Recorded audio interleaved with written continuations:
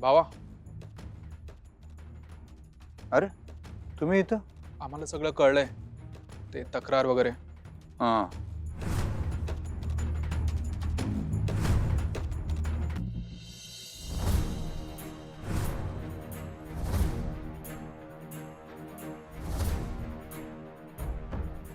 तथ्य नसल तर आम्ही त्यांच्यावर उलटी तक्रार करणार. त्यांनी लई विषय हार्ड केलाय बरं का आई साहेब. ते सोडून देण्यासारखा विषय नाही. मी हे विसरू शकत नाही बघा.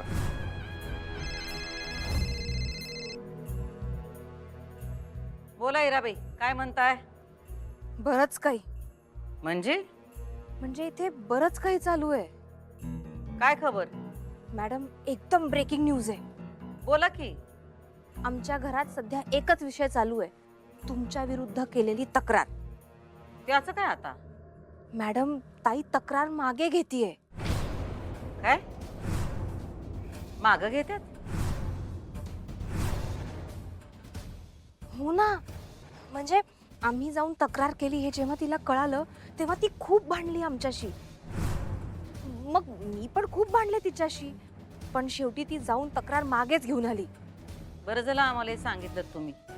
पण मॅडम अहो, आता जर ताईने तक्रार मागे घेतलीये तर जीजू खुश होतील ना आणि तिला माफही करतील. तसं होऊ द्यायचं नाही. मग मॅडम आता तुम्ही काय करणार आहात? तुम्ही फक्त माहिती द्यायची, आम्हाला प्रश्न विचारायचे नाहीत. हो मॅडम. झाली माहिती देऊन का अजून काय आहे? हो झाली.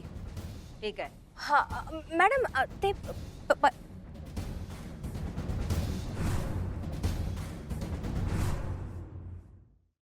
काय वाटतं तुम्हाला?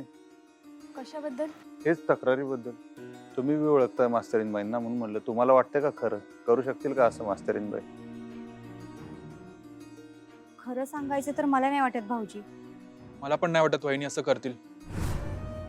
तुम्हाला काय वाटतं? मला पण नाही वाटत ते असं करू शकतील. पण नोंदवले त्यांनी तक्रार. मला आधी असंच वाटलं काहीतरी कन्फ्युजन झालं असेल, पोलिसांचं गैरसमज झाला असेल, मिस्टेक झाली असेल काहीतरी सिस्टीम मध्ये. पण हाय FIR नोंदवलेली. आता बघून आलो जाऊन. मला नवल हेच वाटतंय मास्तरीनबाईंनी कसं काय केलं हे, असं मला गंमतच वाटली.